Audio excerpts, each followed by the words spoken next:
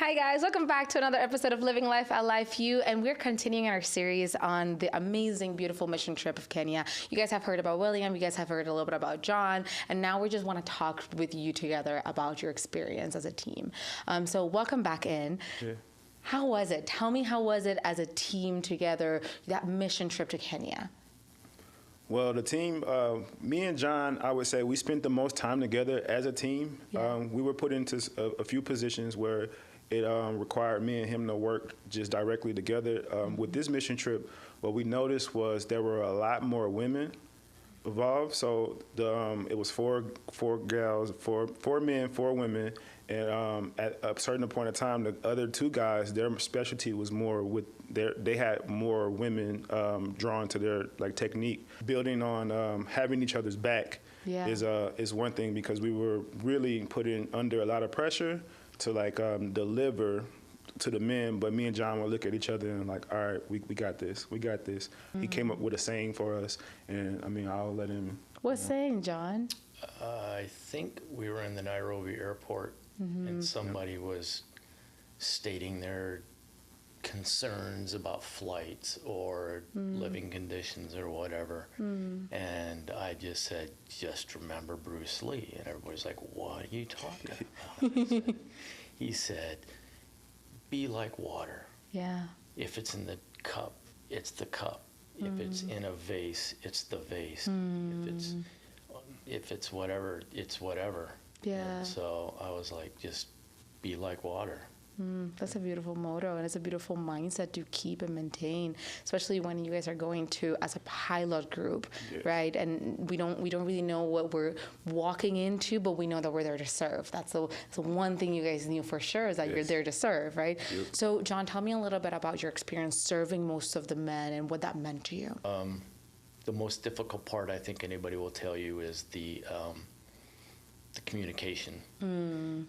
They did understand and speak English extremely well. But when, like for Thompson, if you're trying to tell them to keep their legs straight, lift their leg as high as you can, don't bend the knee, it took half of the time of the whole adjustment just to explain and get them to understand that. Yeah. And I love in practice, when we first have that first brand new patient that's never seen chiropractic, you get to start training them. And usually by visit 3 and 4, they're like, I got it. I know what to do. Let me put my leg here and put this and do that and on my side and whatnot. And every once in a while they're like, oh, it's the other leg. I knew this, right? But definitely that's such an important piece also for you to start training as a student and as an experience, to have that early on, to know, okay, how much can I break this down to converse? I always tell the students, let's break it down to talk to 5-year-olds, 10-year-olds, right? Because we're so used to talking about our amygdala and our frontal lobe and our precentral cortex, and patients are like, what? Right?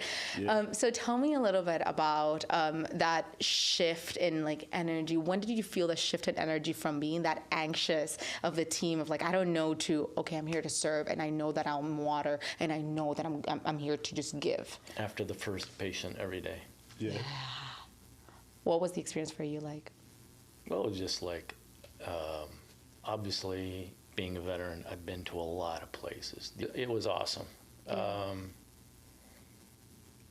My biggest concern was, obviously, are we going to be adjusting outdoors or indoors? And indoors was the best memory, I think, was the second day when we were inside. We were under a glass ceiling, and it absolutely poured for 10 minutes. It was just amazing hearing the music of rain while we're adjusting. It was awesome. Yeah. Love that. What about for you, William?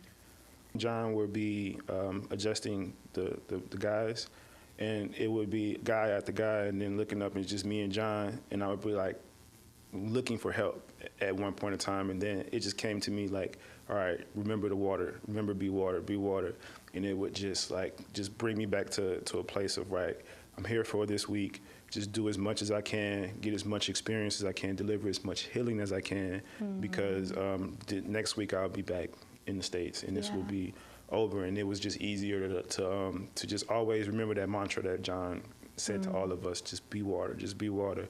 I kept replaying it in my head to not lose what's on the table with my own personal the way I felt, because it was a lot, but it was more than. Now that I look back on it, I am so blessed to be able to like touch that many people and try to deliver that much healing. Well, actually deliver, not try. I actually did it. Yeah. We actually showed up for ourselves, not only for those people, because it took a lot for us to look at each other and say, all right, you other two guys, you go help the ladies. We'll take care of what we'll do. And just knowing that John, with his military experience, like I couldn't let him down. Like that was on my mind, like to be a good soldier with him. So And be a support system and have someone to lean on. That's a beautiful thing. Yep. What a beautiful experience to have.